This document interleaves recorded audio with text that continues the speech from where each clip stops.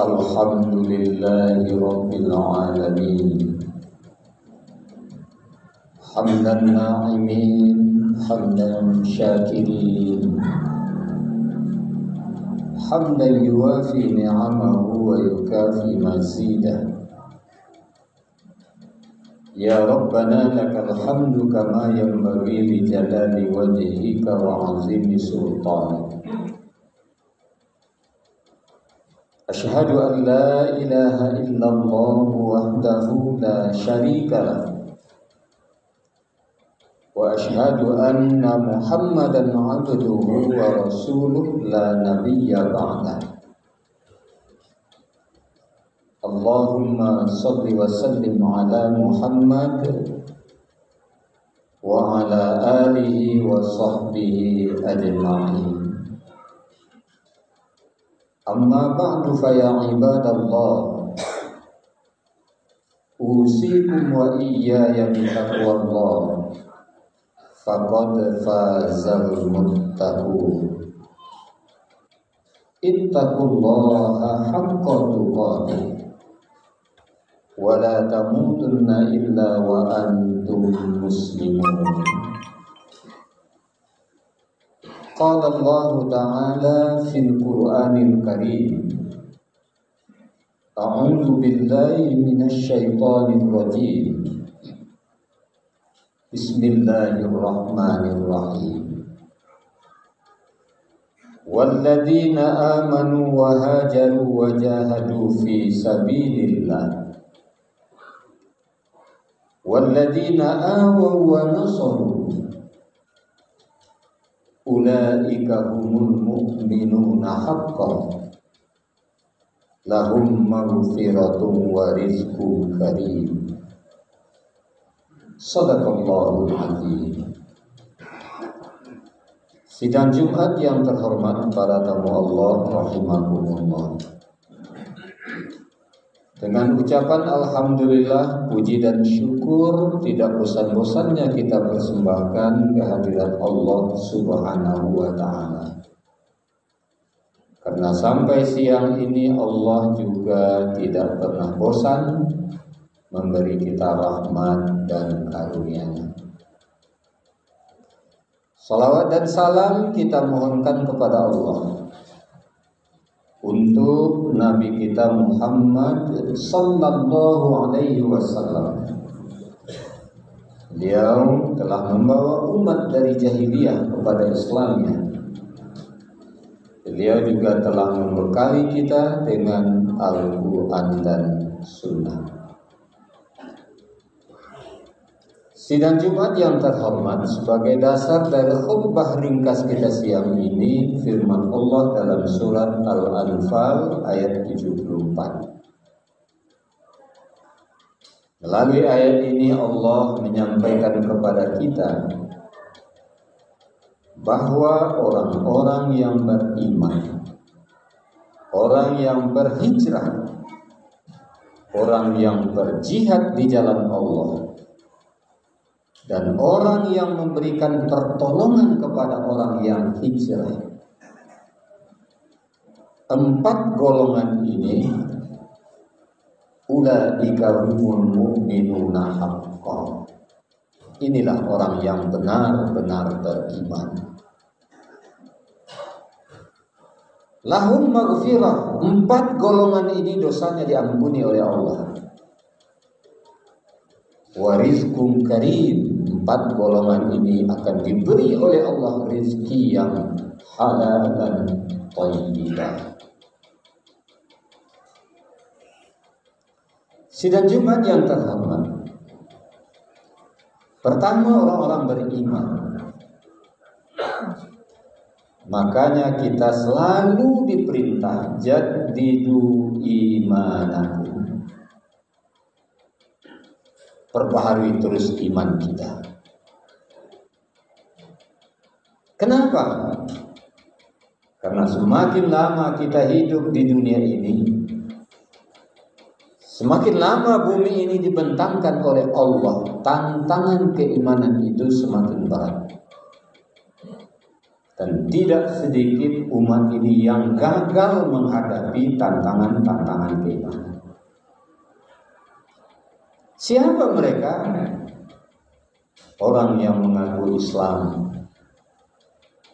tapi enggan untuk berubudiyah kepada Allah.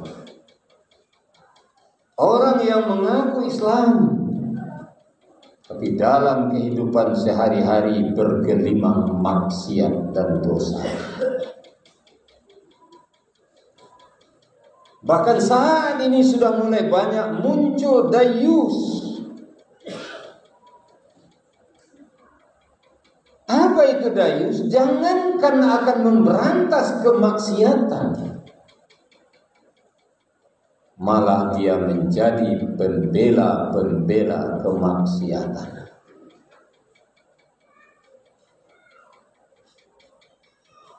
Ketika Alexis tempat zina para elit ditutup,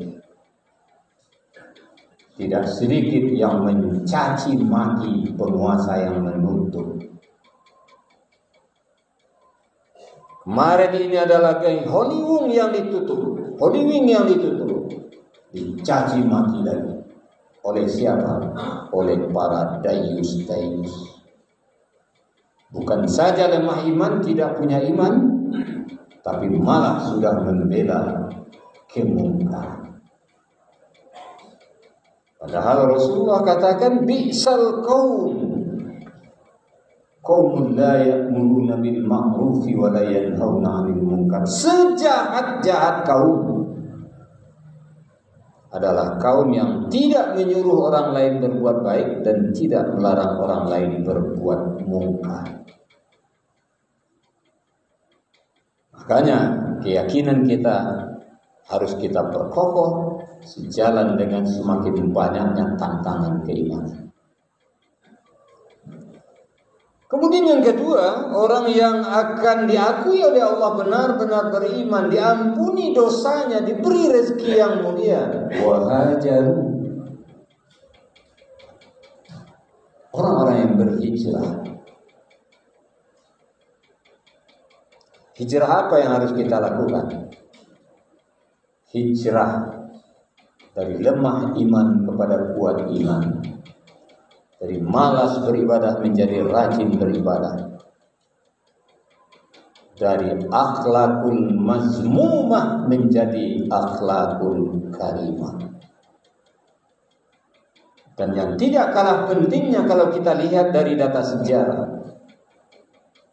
Nabi Muhammad waktu hijrah, saat mulai memasuki wilayah Madinah, apa yang dilakukan oleh Nabi? Membangun masjid.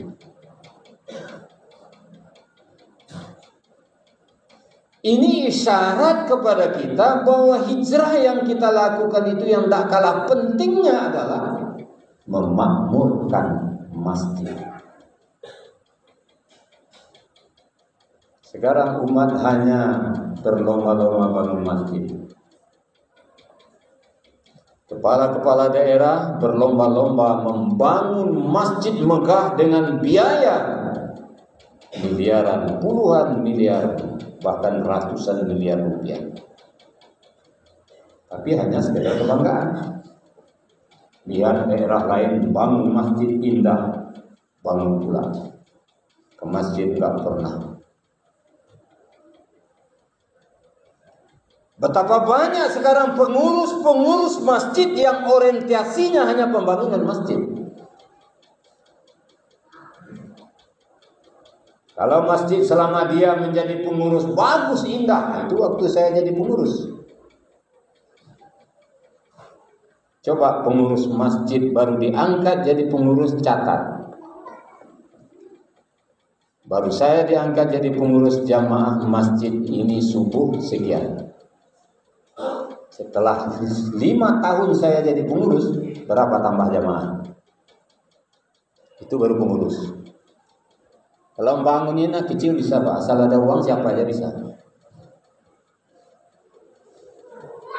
Nah, sehingga sekarang kita lihat orang ngangkat pengurus masjid Pak, bukan yang datang ke masjid bukan yang rajin beribadah, bukan yang mengerti persoalan masjid.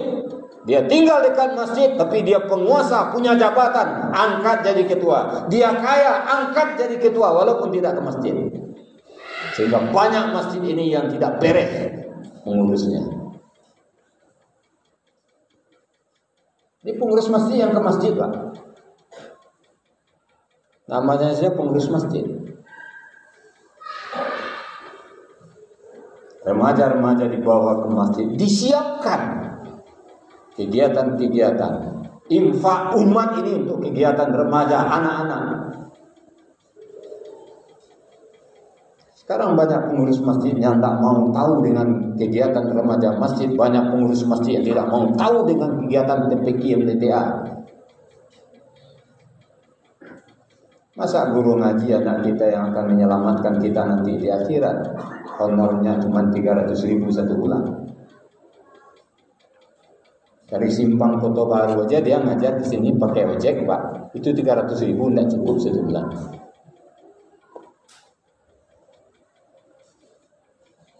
Kita biarkan begitu. Kemudian guru ngaji itu jauh lebih mulia dari kita. Jangankan dari kita, dari presiden sekalipun. Guru ngaji jauh lebih mulia. Yang biasanya kita anggap enteng itu lebih mulia dari presiden. Apa kata Nabi? Khairukum man ta'allama al-Qur'an wa 'allama. Manusia yang paling mulia di sisi Allah Subhanahu wa taala, manusia terbaik di sisi Allah yang belajar Al-Qur'an dan mengajarkannya kepada orang lain. Bukan yang kaya, bukan yang pejabat. Guru ngaji, manusia terbaik yang kita lecehkan selama ini. Ini yang perlu kita hijrahkan. Sehingga masjid-masjid, rumah-rumah Allah itu tidak sama dengan rumah kita sepi, tapi rumah Allah harus ramai.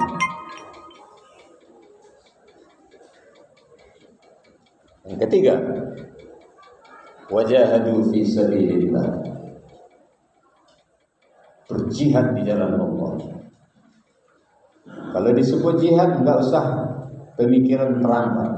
Perang itu hanya sebagian kecil dari jihad. Sebagian kecil. Bukan jihad itu perang. Jihad itu banyak. Jihadul kuffar. Berjihad melawan orang kafir. Bukan memerangi saja pengaruh-pengaruh kafir. Betapa banyak kita yang sudah kalah oleh pengaruh-pengaruh kafir. Jihadul fasaq, berjuang melawan kemungkaran. Betapa banyak kemungkaran di sekitar kita. Apa usaha kita? Anak saja bikin maksiat, kita tidak bisa mencegahnya. Anak saja bergelimang dosa, kita angkat tangan. Jadi kita bukan orang yang berjihad di jalan Allah. Jihadun nafs, berjuang melawan hawa nafsu. Betapa banyak sekarang umat yang memperturutkan hawa nafsu, yang mempertuhan hawa nafsu. Jihadus syaitan, berjuang melawan syaitan.